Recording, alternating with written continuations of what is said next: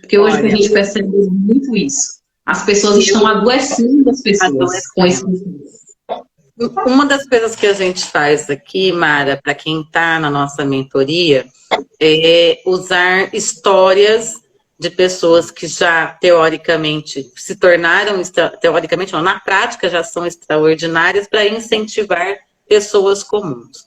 Eu gosto muito de contar a história da Oprah, porque, primeiro, vamos pensar assim, ó, mulher negra nos Estados Unidos da América, onde o preconceito não é velado, ele é às claras, né? Existem bairros negros, enfim.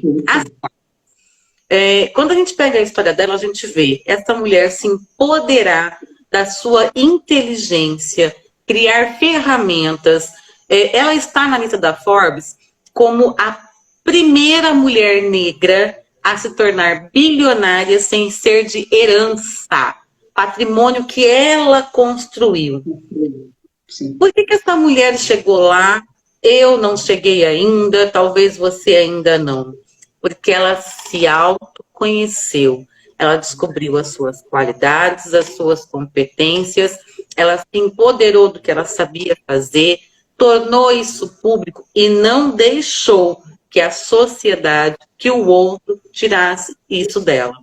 Se nós somos, né, a imagem e semelhança, eu tenho bastante fé, Mara, e eu costumo dizer assim, se nós somos a imagem e semelhança de Deus, nós somos então herdeiros desse mundo, por que que eu deixo o outro tirar aquilo que é meu por direito? Antes mesmo de eu nascer, eu já era herdeira desse mundo maravilhoso e pleno. Mas daí vem todo esse contexto, gente, histórico, que a gente é criado assim. Vamos falar um pouquinho agora sobre o tal do machismo, né? Que é outro inferno na nossa vida, que a gente é obrigada a conviver com isso. Não, nós não somos obrigados a conviver. Nós não somos obrigados a aceitar. Nós devemos e precisamos nos empoderar das informações, das leis, inclusive, para trazer essas informações para o nosso dia a dia na prática. Mara, final de 2020, eu perdi uma aluna que eu era apaixonada por aquela menina, de tanta inteligência. Eu nunca vi um ser tão cheio de luz e inteligência combinando ali com tudo, na flor da idade, com 19 anos. Foi assassinada com 3 facadas, gestante de 6 meses. A gente vê casos de feminicídio a todo momento acontecendo, mas tudo isso começa lá atrás, no tal do machismo. Mara, conta um pouquinho sobre isso. O machismo, assim como o racismo, ele mata muito mais do que a gente imagina. Existe também essa questão do silenciamento e do apagamento do machismo. Quando a gente fala sobre machismo, a gente não pode deixar de falar sobre patriarcado.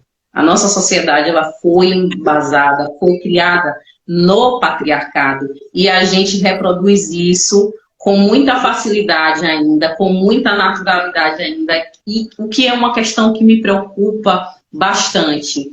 E aí a gente vem de novo para o humanismo, para a questão sócio-histórica, para a questão da construção social e do quanto isso é imposto para nós. Socialmente, nós somos criadas para sermos frágeis.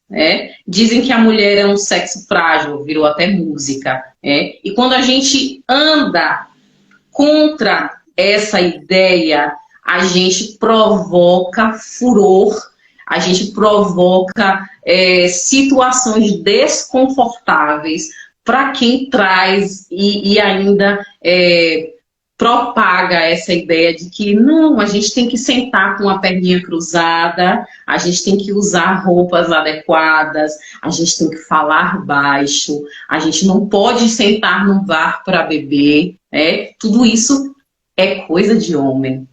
Quando a gente tenta desconstruir esses conceitos que são preconceitos, que são adoecedores, a gente fala sobre uma luta, uma militância, que eu não posso deixar de citar a importância dos movimentos feministas na nossa vida, né?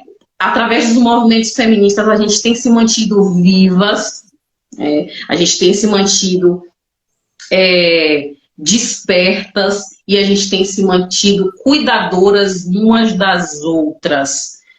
Eu não conheço e nunca atendi nenhuma mulher que não tenha sofrido prejuízos físicos e ou emocionais por conta do machismo. Nenhuma. Todas nós estamos vivendo, vivemos ou vamos viver questões relacionadas ao machismo e ao patriarcado. E todas nós vamos viver, estamos vivendo ou já vivemos agravos psicológicos diante destas situações machistas. O machismo, ele, além de silenciar, além de matar, adoece, escraviza, baixa a nossa autoestima e faz a gente acreditar que nós, mulheres, é que somos as culpadas. Eu lembro... Eu quero completar a informação da Mara, antes dela colocar essa lembrança. 68% da família brasileira, a âncora, o pilar de sustentação dessa família é a mãe. A mãe. Não é o pai. Quem é o pai? A gente nem sabe. Onde ele está? A gente não sabe. Se for bater na porta, não acha. 68% da família brasileira, a âncora, o pilar de sustentação, o veio que sustenta, que fortalece toda aquela família é a mãe. Dessas 68%, quase 58,3% são mães sem a presença masculina. Mães solos. Mães solos, sem a presença masculina. E mesmo assim é tido como essa mulher não pode. Mesmo assim, ela bate nas portas que ela precisa para manter sua família, para sustentar, e ela não pode.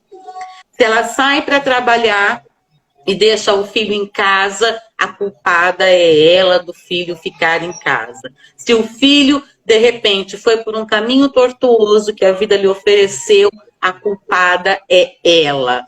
Não pode ser assim. Não é para ser assim. Mas é essa cultura machista que a gente não consegue, parece que é uma praga mesmo, porque impregna, e às vezes até nós, mulheres, temos isso dentro da gente. Em algumas falas a gente diz isso. Por exemplo, semana retrasada, eu vi uma mulher trocando gás. E eu achei aquilo muito, parece inocente, parece bobo, comum, não é? Eu achei aquilo muito bonito. Ela não dependeu de ninguém para trocar o gás do seu fogão. Tá bom. Outra mulher do meu lado disse, nossa, mas ela não pode pegar esse botijão de gás. Às vezes, numa fala como essa, a gente está reproduzindo o pensamento machista. Mara, isso... Olha, eu vou ficar horas falando com você sobre isso. Quero ver outra live. Vamos fazer outra, Mara. Ô, Guilherme, já pega aí a data da Mara. Vamos ver se a gente consegue uma de fevereiro com ela. Pega aí, Guilherme, anota aí. Mesmo que não for de quarta, a gente volta em outro dia da semana, se for o caso. Vai ver lá se ela tem agenda. Porque, Mara, é muita coisa que a gente precisa esclarecer, não é verdade?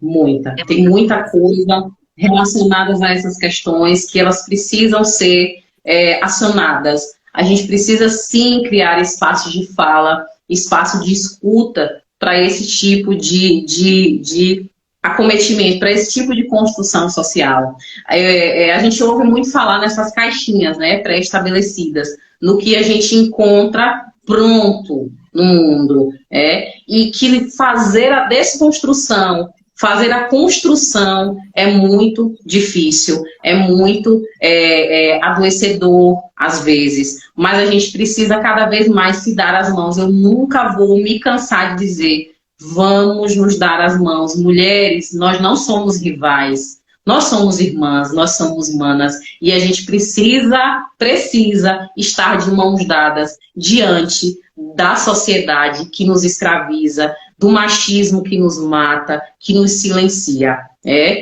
Com relação à lembrança, era algo associado justamente a essa questão das nossas potencialidades. Hoje, o movimento feminista, ele é visto como algo que ameaça os homens. E eu não poderia deixar de falar sobre isso. Não é essa a questão. O que a gente promove no feminismo é só a igualdade de acessos, é só a igualdade do olhar, é só a gente quer ser vista como tão potente quanto os homens. Tem um filme que ele é muito, muito importante nesse quesito machismo, que é Estrelas Além do Tempo. É a história de 3 mulheres pretas que trabalham na NASA. Gente, assistam, esse foi um filme já antigo, com 3 mulheres maravilhosas, 3 artistas que interpretam assim a nossa historicidade de forma muito potente. Quando você fala sobre a Oprah, eu trago isso um pouco mais próximo de nós. A gente teve uma psiquiatra chamada Neuza, e ela é escritora, ela era maravilhosa, e que sucumbiu diante do machismo, do racismo, tanto é que ela não suportou essa pressão social que nós mulheres vivemos e infelizmente não está mais entre nós em corporalidade, mas ela abriu caminhos, ela abriu picada, ela arrombou portas, ela construiu pontes, destruiu muros e deixou um legado extremamente potente no sentido de existir, no sentido de resistir, no sentido de dizer, não, eu vou estar onde eu quiser estar. E isso é para mim, é para todas, é para todos. Então, eu não poderia deixar de citar esta colega militante no desenvolvimento da saúde mental, principalmente para a população preta. Mas é um assunto que não se esgota, Ana.